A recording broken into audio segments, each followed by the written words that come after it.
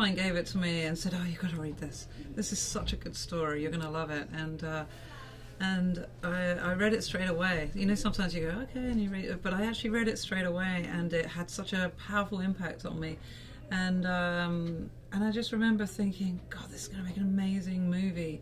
And it was before I was a filmmaker, I was an artist, and I kept thinking, God, I wonder how this is going to be. So it's always resonated in my mind in that way, very visual. Because I never lost the feeling that I had when I first read the book. I never lost the feeling that it was such a redemptive story, and a story from, you know, a broken human spirit and that journey through and into the light. And it sort of just felt like a powerful story, as relevant, you know, today as it was then. Well, there was quite an extensive amount of research. I spent a lot of time with James and his brother and some of his friends. Went to the treatment centre that he went to. But I mean, as we wrote the script, I think that really helped in a part of the sort of the background research for the job as an actor. But I think you know, James as a writer is someone who's very, you know, just very visual with his words, and we wanted to kind of interpret that into some sort of physicality, that kind of expression through even in a dance aspect as well. So, you know, hopefully we got some of those sort of demons across and some of the light through and things like that. So I spent a lot of time around many different addicts in different realms, through whether it's alcohol or drugs, and you know, and looked him in the eyes and saw that sort of sadness and that depth of darkness that they've been to, and seen them through the recovery process. You know, it's not an easy journey to play.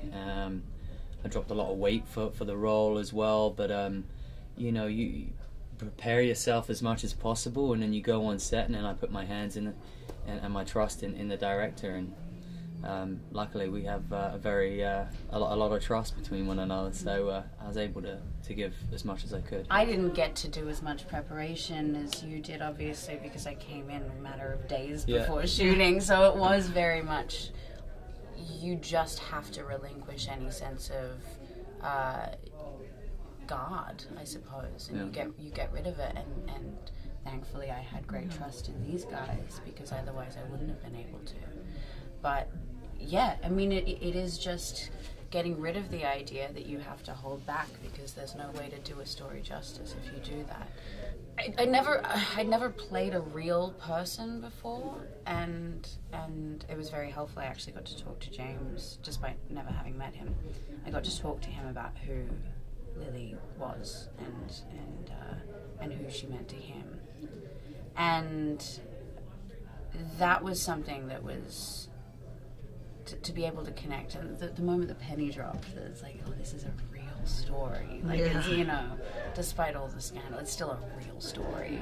And the moment the penny dropped, that we were like bringing these real people with these tragic elements of their life, bringing that to life on a cinematic screen, was one of the most gratifying things I've ever felt, and also humbling.